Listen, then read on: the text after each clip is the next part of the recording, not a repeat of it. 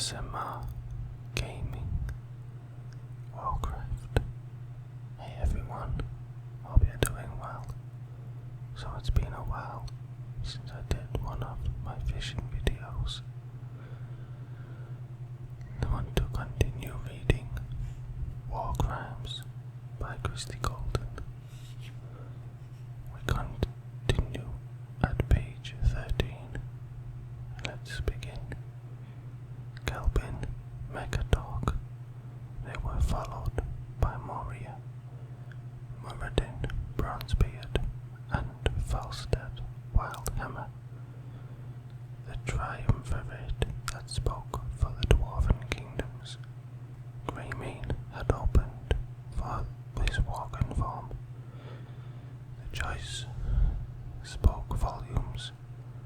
It both acknowledged to the horde present that at least some of the Alliance understood what it was like to taste the more primal side of nature, and told his fellow Alliance members that he was not ashamed of it. On the right-hand side of the room, the horde representatives had gathered, and Jaina's lips thinned as she regarded them. Goel was now accompanied by his old friend and advisor, Atric, and another elderly orc, one whom Jaina remembered, Varrock Sourfang. His son, Dranosh, had fallen at the Rathgate. Dranosh had been reanimated by the Lich King, only to finally fall again, a true death this time. Varrock looked to be a hard-bitten warrior, but he also was a father who mourned a worthy son. Beside her, Jaina heard a swift intake of breath, and she followed Veris's gaze. A slender, graceful figure had entered the temple of the White Tiger. She looked at first glance like an elfin archer, but there was a sickly, blue-grey tint to her skin, and her eyes blazed red, as if they were the only outlets for an unquenchable fire. Sylvanas Windrunner, Lady of the Forsaken and sister to Verisa, had arrived.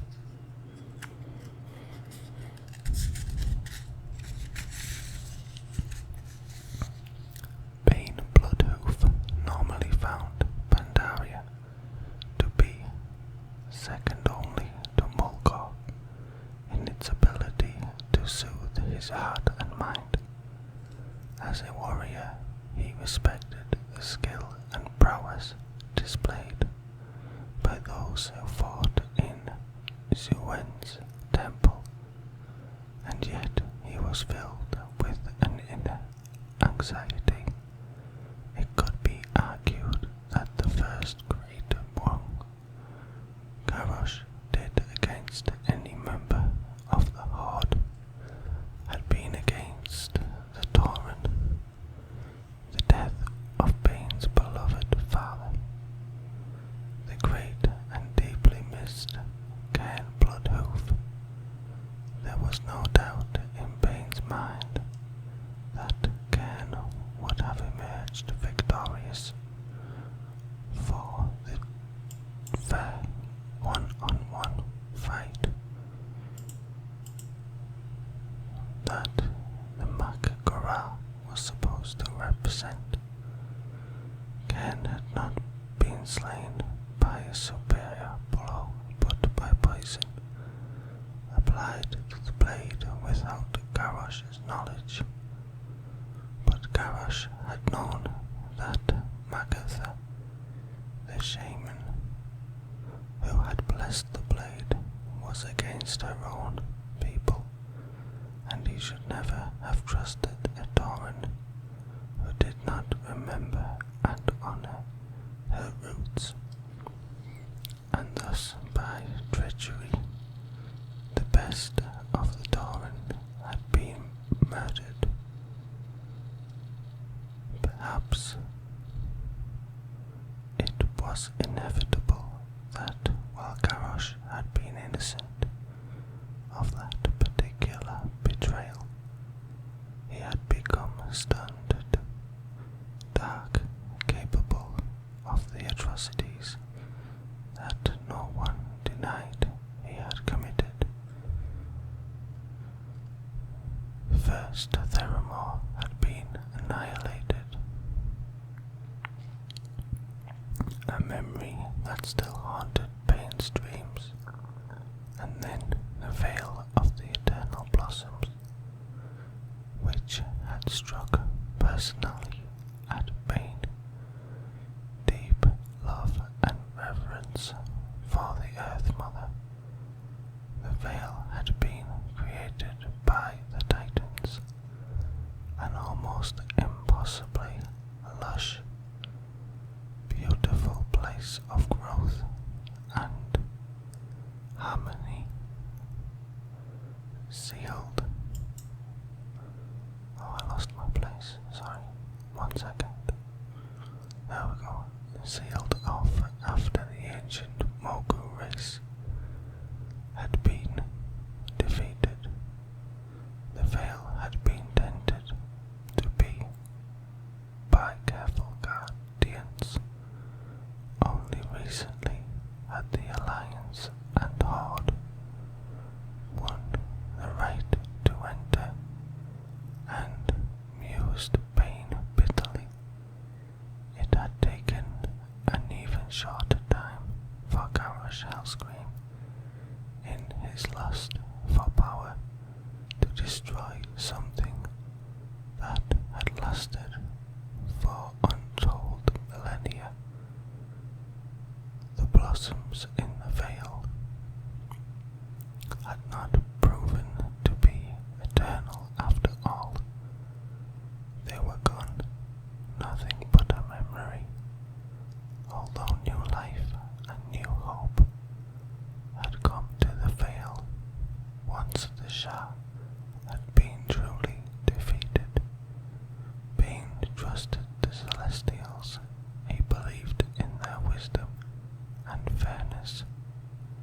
So why was he so agitated? I once told Garrosh he gonna know exactly who fired the arrow that pierced his black heart. I be knowing what makes you champ your tusks if you had them. Pain started. Vol'jin had moved so quietly the Tauren had not even heard the troll step beside him. It is true, Pain said. It is difficult to reconcile my father's teachings of honor and justice with what I personally prefer to see happen today. Vol'jin nodded. As they tell us at Brewfest, get in line, he chuckled. But if we be wanting a clean start, we got to do what Varian says. Garrosh done enough damage alive.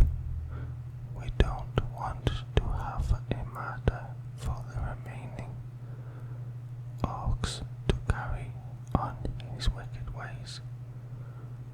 Whatever the Celestials decree, nobody got a leg to stand on to say anything.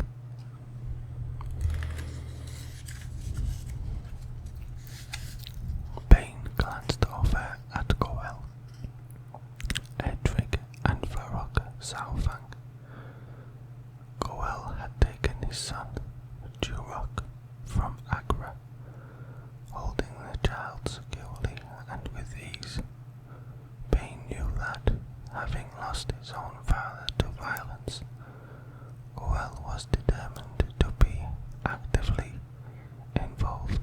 child's rearing.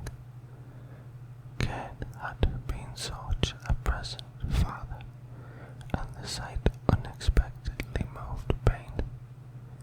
Fathers and sons, Grum and Garrosh, Cain and Pain, Goel and Jurak, Arthas and Tyrannus, Menethil, Varrock and Dranosh Saurfang. Surely this recurring theme was a reminder from the Earth Mother of the connections that ran so deep, and how they could manifest great good or great evil. I hope you are right, Bane said to Vol'jin. Goel is the one who put Garrosh in charge, and Saurfang holds deep anger. Vol'jin shrugged. They be orcs, and orcs of honor. All of them. Is that one who makes me think twice? Ain't nobody knows more of hate than the Dark Lady, and she likes her hate dished out icy cold.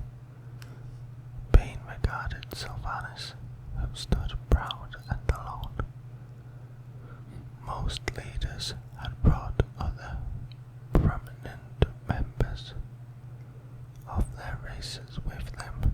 He stood with Kador, Cloudsong, the shaman who had been such a comfort to him during dark times, and Perish, Stormhoof, his most trusted Longwalker.